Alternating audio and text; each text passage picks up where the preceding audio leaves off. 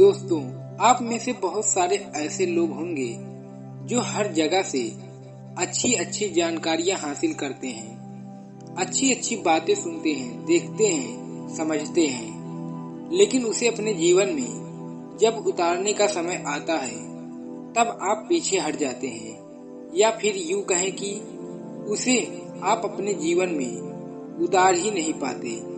तो दोस्तों, यहाँ पर सवाल ये है कि ऐसा हमारे साथ क्यों होता है?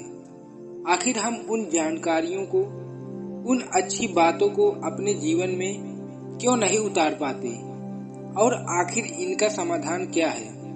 तो दोस्तों, आज की ये छोटी सी कहानी हमें यही सिखाने वाली है कि किस तरह से हम उन अच्छी बातों, उन अच्छे ज्ञान को, सकारात्मक विचारों को अपने जीवन में उतार सकते हैं। लेकिन ये जानने के लिए आपको इस कहानी को अंत तक सुनना होगा और इसे ध्यान से समझने की कोशिश करनी होगी। ये कहानी बहुत पहले की है। किसी नगर में एक व्यक्ति रहता था जो बहुत परेशान रहता था। उसे यही समस्या थी कि वह अच्छी बातों के बारे में जानता था। उसे समझता था कि यदि हम अपने जीवन में अच्छी बातें उतार लें तो हमारे जीवन पर क्या प्रभाव पड़ता है, लेकिन फिर भी वह अपने जीवन में उन अच्छी बातों को उतार ही नहीं पाता था, या फिर यूं कहे कि उन पर कभी अमल कर ही नहीं पाता था। वह जानता तो बहुत कुछ था, लेकिन वह जानकारियां उसकी परेशानियों को हल नहीं कर पा रही थी, और इसी बात से वो और भी ज्यादा चिंतित रहने लगा। उसे ये नहीं समझ आ रहा था कि वो अपने जीवन में उन अच्छी बातों को किस तरह से उतारे, उन पर किस तरह से अमल करे। एक दिन वह अपने मित्र से कहता है कि मित्र, मैं बहुत कुछ जानता हूँ, बहुत सारी अच्छी बातें मैंने सुनी है, देखी है, समझी है, और मैं ये भी जानता हूँ कि उन्हों अपने जीवन में उतार कर मेरे जीवन पर क्या प्रभाव पड़ेगा, लेकिन फिर भी न जाने क्यों मैं उन्हें अपने जीवन में उतार ही नहीं पाता, और इस समस्या से मैं बहुत परेशान हूँ। यदि तुम मुझे कोई इसका हल बता सको तो मैं तुम्हारा आभारी रहूंगा। इस पर उसका मित्र कहता है, मित्र, मैं तुम्हारी इस समस्या का तो समाधान नहीं कर सकता, लेकिन एक व्यक्ति है जिनके बारे में मैं तुम्हें बता सकता हूँ, और तुम्हें वो इसका समाधान अवश्य बताएंगे। इस पर उसका मित्र कहता है, बताओ वो कौन है, मैं उनसे अभी मिलना चाहता हूँ। इस पर वो परेशान व्यक्ति का मित्र कहता है कि पास ही के जंगल में एक महान बौद्ध भिक्षु रहते हैं, तुम उनके पास चले जाओ, वो तुम्हारी इस समस्या का समाधान अवश्य बता देंगे। जैसे ही वो व्यक्ति उनके बारे में सुनता है, वो तुरंत ही उनसे मिलने के लिए चल पड़ता है। कुछ देर बाद वह उस जंगल में कुटिया तक पहुंच जाता है।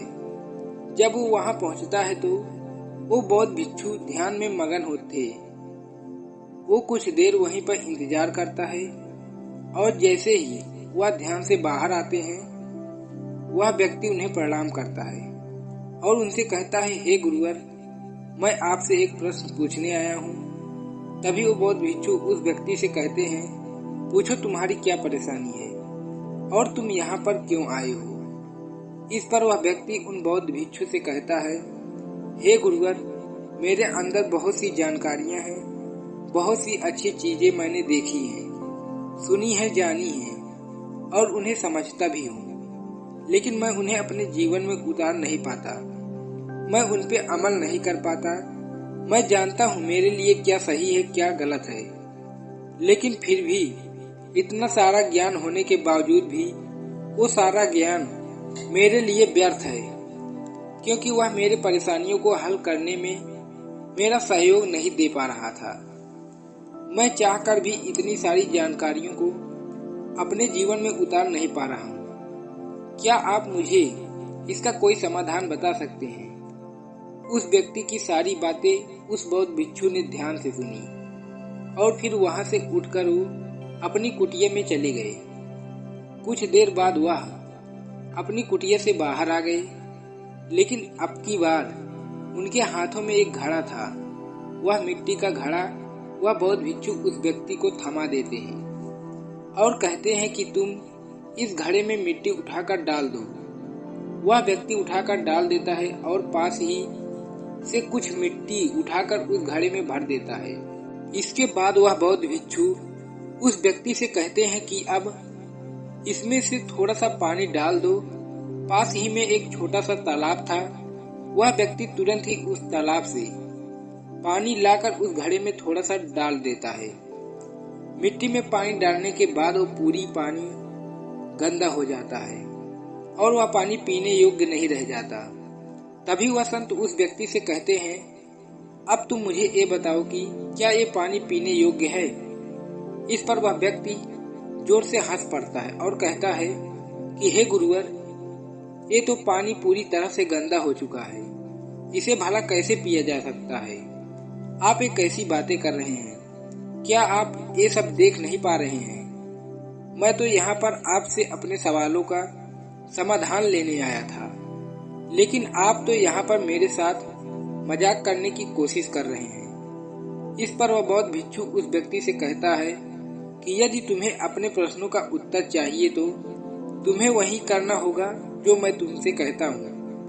तभी वह व्यक्ति कहता है कि हे गुरुवर, मुझे अपने प्रश्नों का जवाब चाहिए। इसके लिए आप जो कुछ भी कहेंगे मैं वो सब करने के लिए तैयार हूँ। तभी गुरुवर उस व्यक्ति से कहते हैं, तो तुम्हें एक करना है कि इस घड़े को बिना हाथ लगाए तुम्हें इस पानी को पीने योग्य बनाना है। तुम इस घड़े में जब तक पानी भरते रहो जब तक ये पानी पीने योग्य न हो जाए। वह व्यक्ति उन बौद्ध भिक्षु की बात मान लेता है। वो तुरंत ही उस तालाब के पास पहुंच जाता है। वहां से पानी लाकर उस घड़े में भरने लगता है, लेकिन वो घड़ा पहले से ही गंदे पानी से भरा हुआ था। जब भी वह व्यक्ति उस घड़े में और भी पानी भरने की कोशिश करता तो उस घड़े में से पानी बाहर की ओर गिरने लगता। उस व्यक्ति ने ऐसा कई बार किया, लेकिन हर बार उसे यही देखने को मिला, जब भी वह पानी भरता तो वह पानी बाहर की ओर गिर जाता। तभी वह व्यक्ति उन बौद्ध भिक्षु से कहता है, हे गुरुवर, जब भी मैं इस घड़े में और भी पानी भरने की कोशिश कर रहा हूँ तब इस घड़े से पानी बाहर की ओर गिर जा रहा है। तभी वह गुरुवर उस व्यक्ति से कहते हैं, तुम बिना कुछ पूछे जैसे मैंने कहा है बस वैसा करते जाओ। तुम इस घड़े में लगातार साफ पानी भरते रहो। वो व्यक्ति उन गुरुवर की बात मान लेता है और लगातार उस घड़े में पानी भरता रहता है। इस तरह से न तो उस घड़े में और भी पानी बढ़ता और न ही पानी घटता। वो जितना पानी उस घड़े में डालता उतना ही पानी घड़े से बाहर की ओर गिर जाता। बहुत देर तक यही प्रक्रिया अपनाने के बाद जब वह व्यक्ति पूरी तरह से परेशान हो गया, जब उसे लगा कि गुरुवर उसका मजाक बना रहे हैं, तो वह गुरुवर के पास वापस गया और उस व्यक्ति ने गुरुवर से कहा, हे गुरुवर, मैं तो आपके पास साधारण सा सवाल लेकर आया था, लेकिन लगता है आपके पास इसका कोई समाधान नहीं है, इसलिए आप मुझसे ये सब करवा रहे हैं। यदि आपके पास इसका कोई समाधान नहीं है तो आप मुझे पहले ही बता देते, यहाँ से चला गया होता। लेकिन इस तरह से आप मुझे क्यों परेशान कर रहे हैं, इसका क्या कारण है। तभी वह गुरुवर मुस्कुराते हैं और उस व्यक्ति से कहते हैं, मैं तुम्हारी इसी गलती को तो समझाने की कोशिश कर रहा हूँ। तुम्हें याद है जब हमने इस घड़े के अंदर मिट्टी और पानी डाला था तब ये पानी कितना गंदा था, और अब तुम इस मटके में देख सकते हो ये पानी कितना गंदा है। इस पर वह व्यक्ति उस मटके में झांक कर देखता है तो उसको पानी अभी भी गंदा ही नजर आ रहा था। वह व्यक्ति क्रोधित हो जाता है और उन गुरुवर से कहता है, हे गुरुवर, आप ये क्या कह रहे हैं। पहले भी पानी गंदा था और अभी भी पानी गंदा ही है, क्या आपको नजर नहीं आ रहा है। उस व्यक्ति की इस बात का जवाब देते हुए वो बौद्ध भिक्षु उस व्यक्ति से कहते हैं, तुम क्या देख नहीं पा रहे हो। जब तुमने इसमें पानी डालना शुरू किया था तब इसका पानी अत्यधिक गंदा था, लेकिन अब ये पानी धीरे धीरे साफ हो रहा है। अर्थात जितना तुम साफ पानी डालते रहोगे ये उतना ही साफ होता जा रहेगा और इस घड़े का गंदा पानी धीरे धीरे बाहर की ओर बहता जा रहा है, जिसके कारण अब ये पानी धीरे धीरे साफ होता जाएगा। और यदि हम इस प्रक्रिया को लगातार अपनाते रहें तो एक स्थिति ऐसी भी आएगी जब ये पानी पूरी तरह से साफ हो जाएगा और हमारे पीने योग्य भी हो जाएगा। तुम ये तो देख रहे हो कि घड़े में अभी भी गंदा पानी है, लेकिन तुम ये नहीं देखने की कोशिश की कि यह पानी पहले से काफी हद तक पहले से ही साफ हो चुका है। फिर वह व्यक्ति उन गुरु से कहता है, इस पर तो मेरा ध्यान ही नहीं गया। तभी वह संत कहते हैं, यदि तुम और दबाव के साथ और इसी प्रक्रिया को और लंबी समय तक अपनाते हो तो धीरे धीरे ये पानी पूरी तरह से साफ हो जाएगा और ये हमारे पीने योग्य भी हो जाएगा। लेकिन यदि तुम इस प्रक्रिया को बीच में ही छोड़ देते हो तो ये घड़े का पानी कभी साफ नहीं हो पाएगा। तो यहाँ पर समझने वाली बात यह है कि अब तुम्हारे पास दो विकल्प हैं। पहला विकल्प कि तुम अपने अंदर और भी अच्छाइयाँ भर सकते हो, और यहाँ पर दूसरा विकल्प ये है कि तुम इस घड़े को उठाओ और इसके गंदे पानी को फेंक दो और फिर इसमें साफ पानी भरना शुरू कर दो। तभी वह व्यक्ति दूसरा विकल्प सुनकर बड़ा प्रसन्न होता है और उन गुरुवर से कहता है कि दूसरा विकल्प तो बहुत ही आसान है, इसे तो हम आसानी से अपना सकते हैं। तभी वह बौद्ध भिक्षु उस व्यक्ति से कहता है, जितना तुम सोच रहे हो कि उतना आसान नहीं है। घड़े में जो गंदा पानी है इसे बाहर फेंकने का अर्थ ये हुआ कि तुम्हें मानसिक और शारीरिक तौर पर तप करना होगा, लेकिन तुम तो पहले से ही शारीरिक और मानसिक तौर पर काफी चीजों से भरे पड़े हो, तो तुम्हें खुद को खाली करना इतना आसान नहीं हो। और यदि तुम यही चाहते हो तो तुम्हें अपने आप को खाली करना होगा शारीरिक और मानसिक तौर पर, और इसके लिए तुम्हें तप करना होगा। क्योंकि एक बात तो तय है कि जब तक तुम अपने आप को खाली नहीं करते तब तक तुम किसी और की अच्छी बातों को अपने जीवन में उतार नहीं सकते।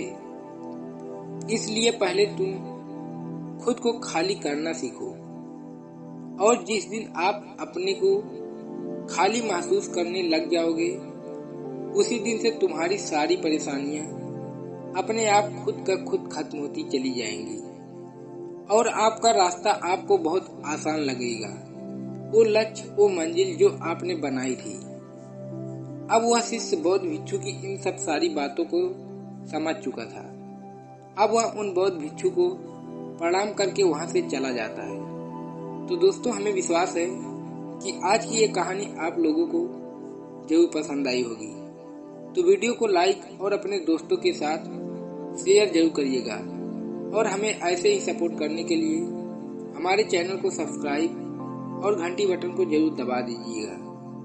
तो चलो मिलते हैं ऐसे ही एक और वीडियो में। तब तक के लिए अपना ख्याल रखें। धन्यवाद।